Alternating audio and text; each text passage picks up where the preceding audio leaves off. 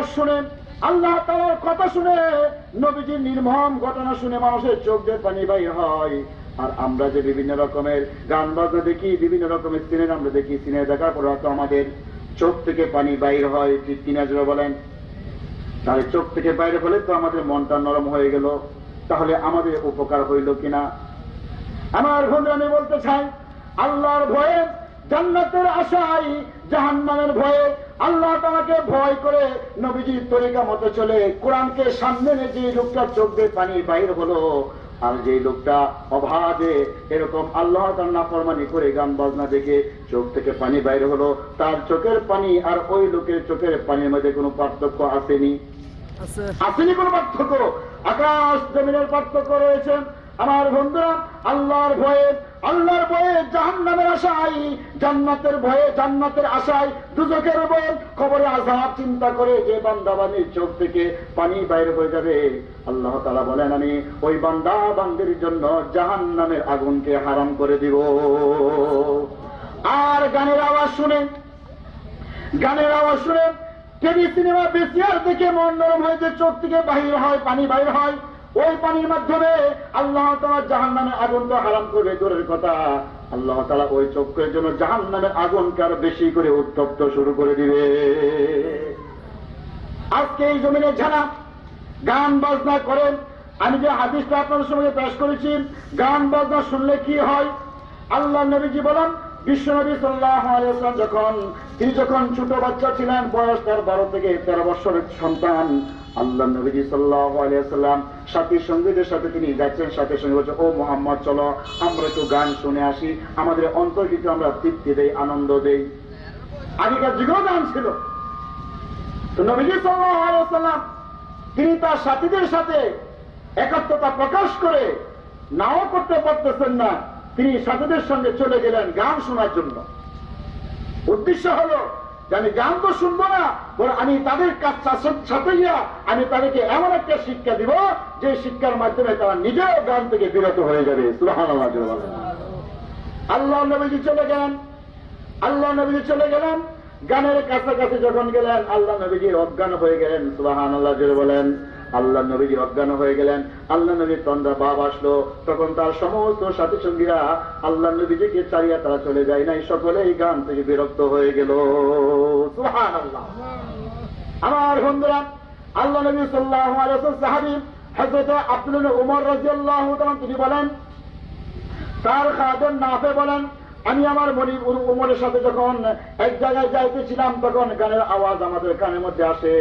এমন সময় আল্লাহ নবীর সাহাবী হযরত আব্দুল উমর রাদিয়াল্লাহু তাআলা তার দুই কানের মধ্যে এভাবে হাত রাখলেন, দুই কানের মধ্যে হাত রাখলেন, হাতটাকে তিনি চলতে লাগলেন। অনেকক্ষণ যাওয়ার পর, ও নাফে, এখনো কি গান বাজনার আওয়াজ শোনা যায়নি? সুবহানাল্লাহ বলে হযরত নাফে বলে, ও আল্লাহ রাসূলের সাহাবী, এখন আর গান বাজনার আওয়াজ শোনা যায় না। আল্লাহ নবীর সাহাবী হযরত আব্দুল উমর রাদিয়াল্লাহু তাআলা তার কান থেকে হাত বাহির করলেন। নাফে বলেন, ওগো আমার মনিব, আপনি এরকম কেন করলেন? আল্লাহ নবীজির সাহাবী আব্দুল্লাহ বলেন, ওগো খাদেম, ওগো নাফে, তুমি জানো না বিশ্ব নবীজি সাল্লাল্লাহু আলাইহি ওয়াসাল্লাম কানে যখন গানের আওয়াজ আসতো, আল্লাহ নবীজি এভাবে কানের মধ্যে হাত রেখে দিত যেন গানের আওয়াজ তার কানের মধ্যে না আসে। আমরা তো সেই নবীর উম্মত, আমরা তো সেই রাসূলের সাহাবীদের উত্তরসূরি। আজকে আমরা গান বাজা আওয়াজ শুনলে আমরা দৌড়াইয়া গানের দিকে যাই।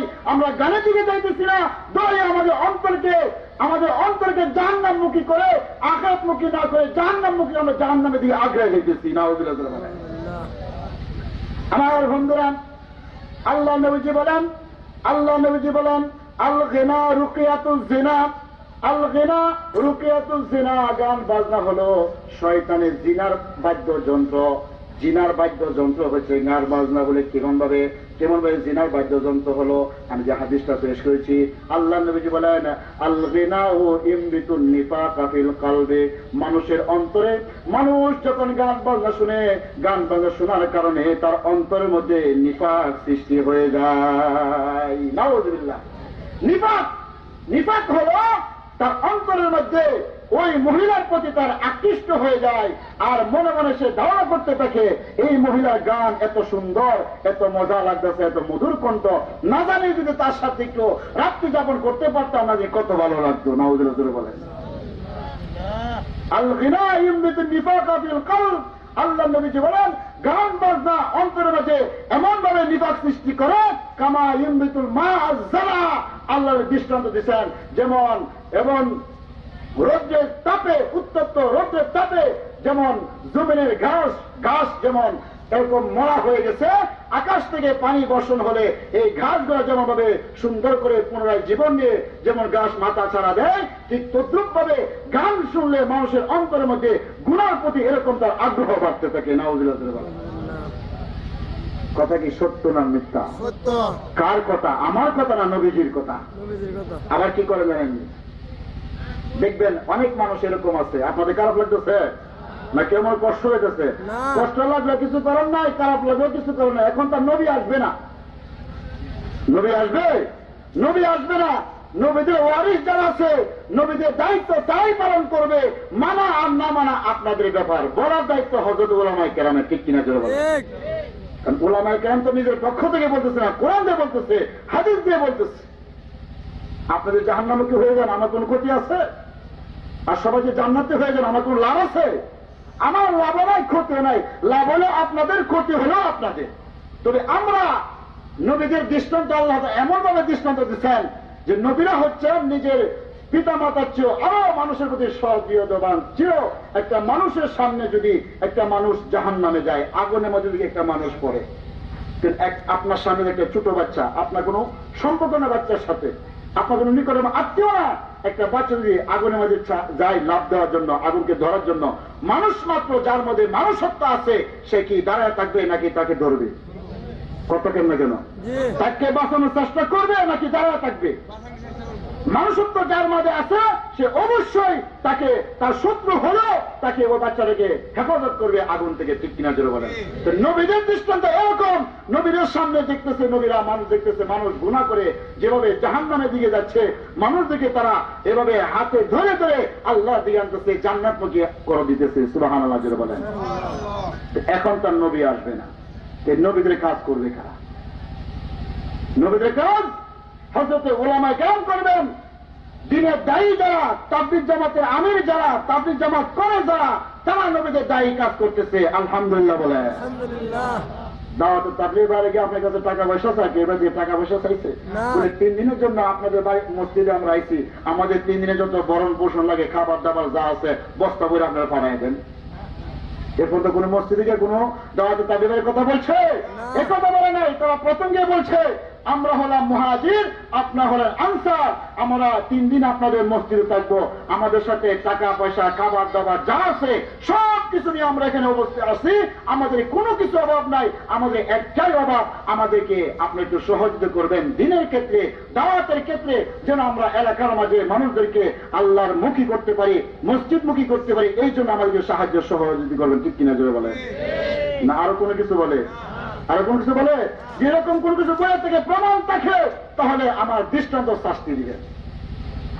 এরকম কোন প্রমাণ কেউ দেখাইতে পারবে না। আলহামদুলিল্লাহ বলেন। কারণ নবীদেরও দায়িত্ব ছিল, নবীগণও কারো কাছ থেকে টাকা পয়সা চাই নাই, তারা বলে আমি তোমার জন্য টাকা পয়সার জন্য আসি নাই। তোমরা সকলে বলো লা ইলাহা ইল্লাল্লাহু মুহাম্মাদুর রাসূলুল্লাহ, একথার ঘোষণা দাও। আল্লাহ ছাড়া কোনো মাবুদ নাই, আল্লাহ ছাড়া কোনো ইলাহ নাই, আল্লাহ ছাড়া কারো উপাসনা করা যাবে না, মানুষের গোলামি করা যাবে না, অসংখ্য অগণিত দেবদেবীর সামনে মাথা নত করা যাবে না, চন্দ্রের সামনে মাথা নত করা যাবে না, সূর্যের সামনে মাথা নত করা যাবে না, একমাত্র মাথা নত করতে হবে মহান রব্বুল আলামিনের সামনে। সুবহানাল্লাহ। এই কথা সমস্ত নবীগণই উম্মতিকে দাওয়াত দিতে, নবীদের কথা যারা মানছে দুনিয়া তো কামিয়াব, আখিরাত তো কামিয়াব। আর নবীদের কথা যারা মানে নাই, দুনিয়া তো অপদস্থ, লাঞ্ছিত, মৃত্যুর পরে অনন্ত অসীম জাহান্নামের বাসিন্দা, ঠিক কিনা জোরে বলে? এই জন্য আমার ভাইরা, এখন আমাদের জগতে নবী আসবে না, দাওয়াতের কাজ কারা করবে? দাওয়াতের কাজ আলেম সমাজে করবে, দাওয়াতের কাজ তাবলীগ ভাইরা করবে, দাওয়াতের কাজ আমরা সকলেই করতে রাজি আছি কিনা? সবাই করতে রাজি আছে? আল্লাহকে হাত তুলে দেখান। আমার বন্ধুরা, এই কাজ করতে হবে, এই কাজ আমরা সবাইকে করতে হবে। এই জন্য যা বলতেছিলাম, এই গান বাজনার মাধ্যমে মানুষের অন্তরে ব্যাপক সৃষ্টি হয়। গান বাজনার মাধ্যমে মানুষ কোনোদিন হাজার পায় না। দেখেন, একটু চিন্তা করে দেখেন, এই যে কোরআন আমার সামনে অবস্থিত আছে, আপনারা সকলে কোরআন দেখতেছেন। এই কোরআন আজ থেকে প্রায় 1400 বছর পূর্বে এই কোরআন নাজিল হয়েছে, ঠিক কিনা বলেন?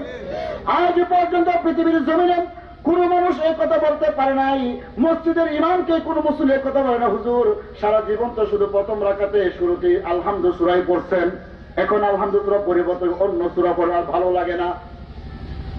এরকম কোন প্রমাণ আসেনি? আছে কোন প্রমাণ? এই পরে কোন মুসল্লি মসজিদ ইমাম সাহেবকে বলে নাই, হুজুর আর প্রথম রাকাতে সূরাতুল ফাতিহা পড়েন না, অন্য আয়াত শুরু করে দেন। এই কথা বলেন, হুজুর আর ভালো লাগে না।